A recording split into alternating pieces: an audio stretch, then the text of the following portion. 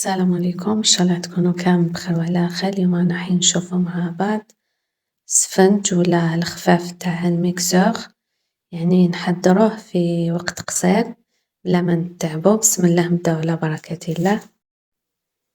عندنا 2 كيسان فرينة يعني متعددة الاستعمال، ماشي لازم يعني كاليتي مليحة ولا أي نوع تاع فرينة.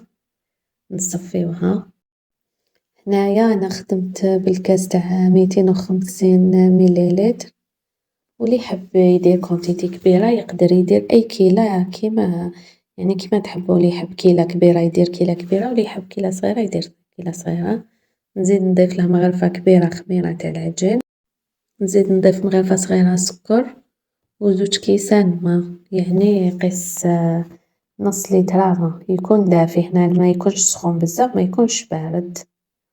ونجيب البراميكسور ونبدا نخلط مليح، نخلط حتى من هذيك الفرينة كامل تولي ما تبانش، تتخلط مليح.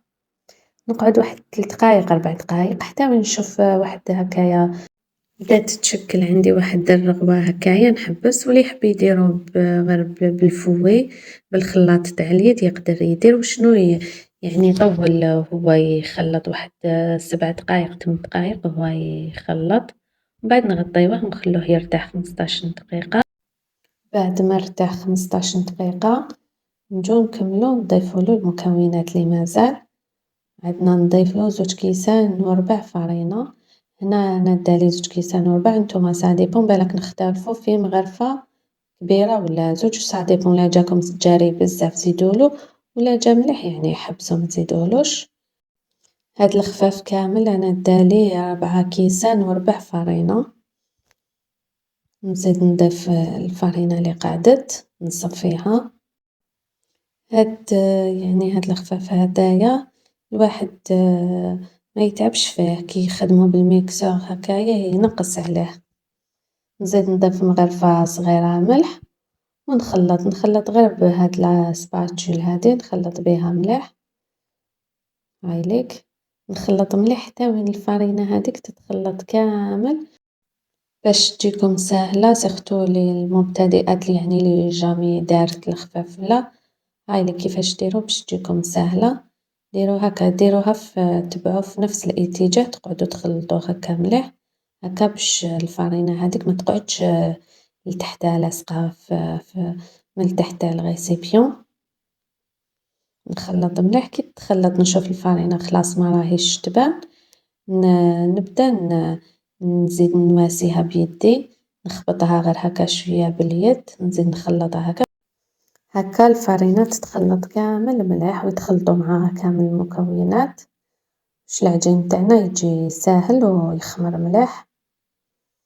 هايليك ومن بعد تخبطوها غير هكا شوية باليد من التحت، نجبد من التحت ونطلع للفوق، غير من التحت ونطلع للفوق هكا. نخبطوها هكا خبطات شوية كيما راكم تشوفوا. هذا ما كان حتى نقعد هكا تاني واحد 3 دقايق ولا 4 دقايق وانا ندير هكا كيما راكم تشوفوا. العملية راهي سهلة، والعجينة لازم تكون تتلاصق، ما لازمش تكون ناشفة ولا.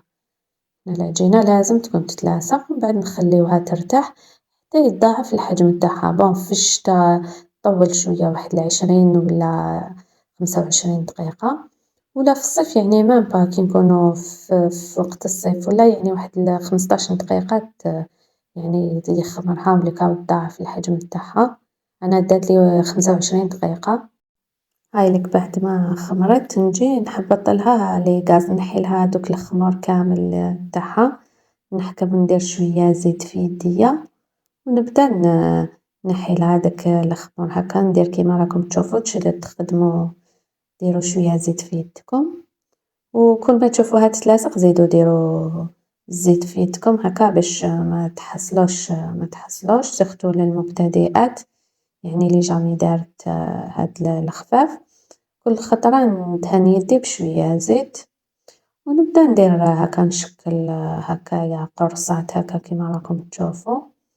هايليك ونبدأ ندور فيها هكايا يعني هاكا، ونديرها تطيب على نار ما تكونش سخونة بزاف تكون متوسطة، في الأول كامل تكون نار متوسطة كي نشوفوها تنفخت كامل نزيدو نقويو النار تاعنا، من الأول ما نمسوهاش قاع المغرفة كي نشوفوها هكايا تنفخت نرمي عليها شوية زيت بالمغرفة، كي نشوفها تنفخت وطابت من التحت نقلبها ونخليها حتى طيب من التحت، ومن بعد نحيها.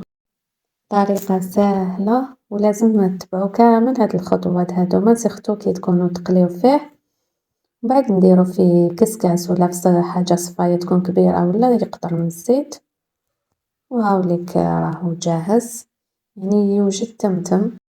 في اللخر نقولكم هذه هي لا فيديو تاع نهار اليوم، وشهيتكم بالصحة ويعطيكم الصحة على المشاهدة، وإلا عجبتكم لا فيديو ما تنساوش ديروا جيم وتبارطاجيوها كامل مع أحبابكم هكا باش توصل لعدد كبير من المشاهدين وتعم الفائدة، ولأول مرة يشوف القناة ما تنساوش تشتركوا وتفعلوا الجرس هكا باش يلحقكم كامل جديد، وإلى وصفة جديدة إن شاء الله تهلاو في روحتكم، والسلام عليكم ورحمة الله تعالى وبركاته.